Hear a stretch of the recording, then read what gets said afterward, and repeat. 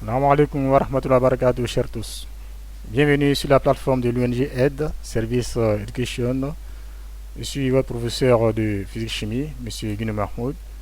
Nous allons aborder le tout dernier chapitre de physique sur l'électronique de puissance, à savoir les transistors chaînes électroniques. Il faut dire que les premières inventions avec les lampes prenaient donc du temps avant donc d'émettre. Et avec la technologie, aujourd'hui, les transistors sont dans tous nos appareils, les téléviseurs, les ordinateurs, les postes radio, etc., etc. Et cela existe donc dans nos différents appareils comme étant des circuits intégrés, d'où transistor chaîne électronique. Définition du transistor.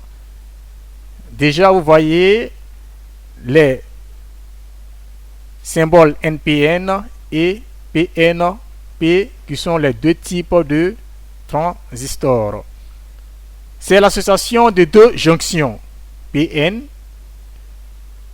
On peut donc avoir ces deux types de transistors, les transistors NPN et les PNP. Mais d'abord au niveau donc de la jonction PN.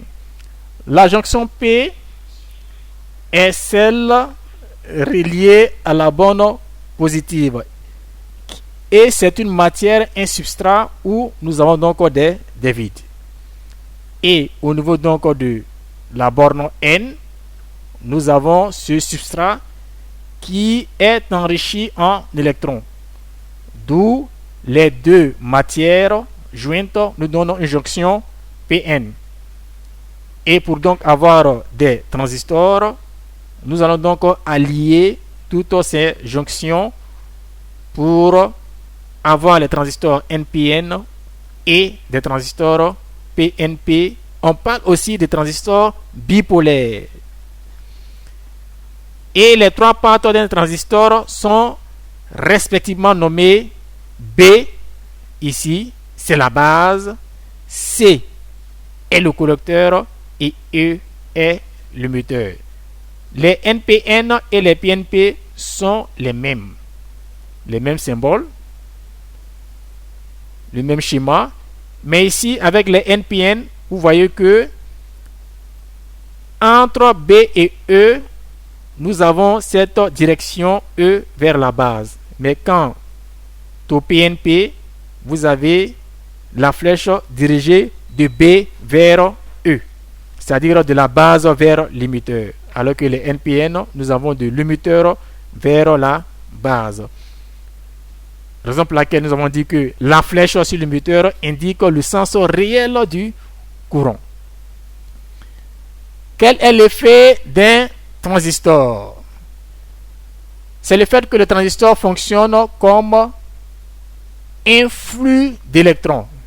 Ici on a mis robinet d'électrons, c'est un flux d'électrons. Et le courant IB c'est le courant de la base.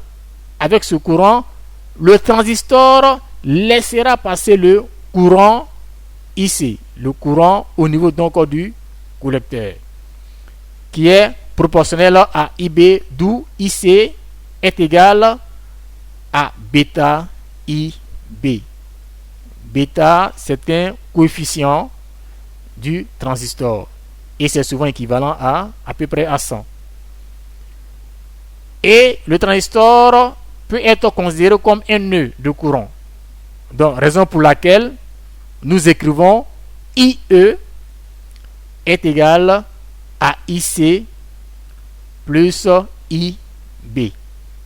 Et comme IC est supérieur ou égal à 100, IB, donc IC est sensiblement égal à IE, I au niveau donc de l'émetteur. Et quelle est la caractéristique principale du transfert de transistor IC en fonction de IB? Bien sûr, du transistor NPN que nous voyons présentement tout au long du cours. Et voici un schéma d'un montage, un montage quelconque.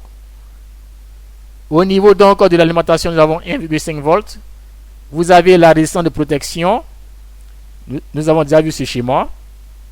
Voilà. Où nous donnerons la variation de la tension en fonction de l'intensité avec le rhéostat et le curseur. Là, vous avez une résistance de protection. Et nous avons ici accolé le transistor.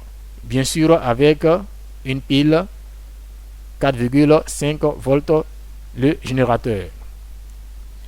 Vous avez là un tableau.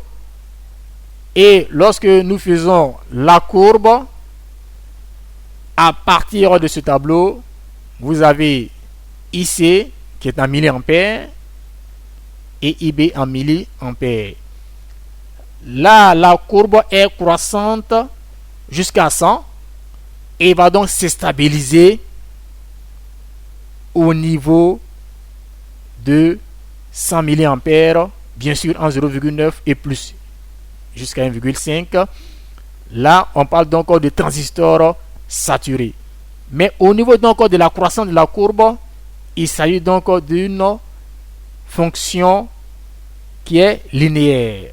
Donc, on parle ici de fonctionnement linéaire. Et ces caractéristiques ici en fonction de IB va faire apparaître deux régimes de fonctionnement du transistor. Vous voyez entre 0 et 0,9, je remonte un peu, 0 et 0,9. L'intensité IC dans le collecteur est proportionnelle à IB. Dans ce cas, IB est égal à bêta, on a dit que c'est un coefficient, fois IB. Et bêta est toujours supérieur, largement supérieur à 1.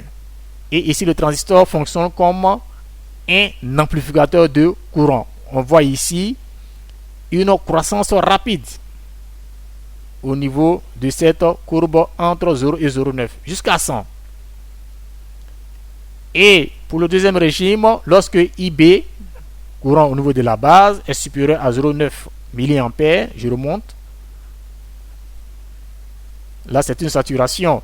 L'intensité IC est constante. On dit que le transistor est saturé. La tension UCE devient pratiquement nulle. Et le transistor se comporte comme un fil conducteur. Et pour conclure un peu, au niveau donc de l'exploitation que nous venons donc de faire, il faut dire qu'en fonction des valeurs de IB, le transistor peut fonctionner comme un commutateur ou encore un amplificateur. Les détails sont donnés plus haut.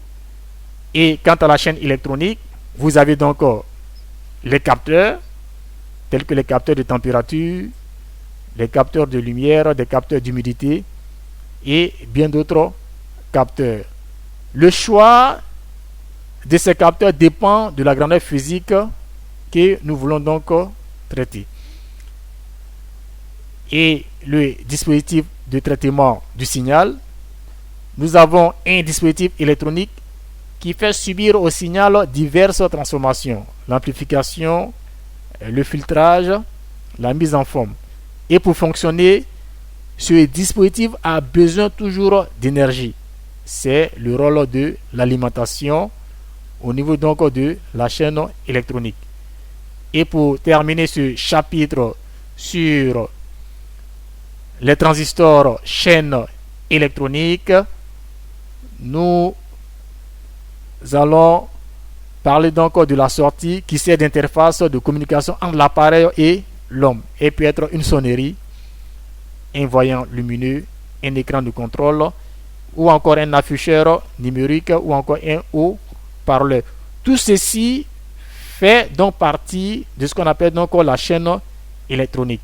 C'est seulement quelques exemples que nous voulons donc vous donner comme éléments de transistors et de chaînes électroniques dans ce cours.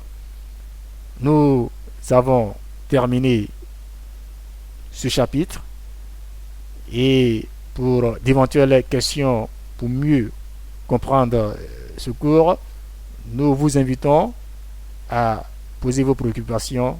Sur ce, salam alaikum wa rahmatullah wa barakatuh.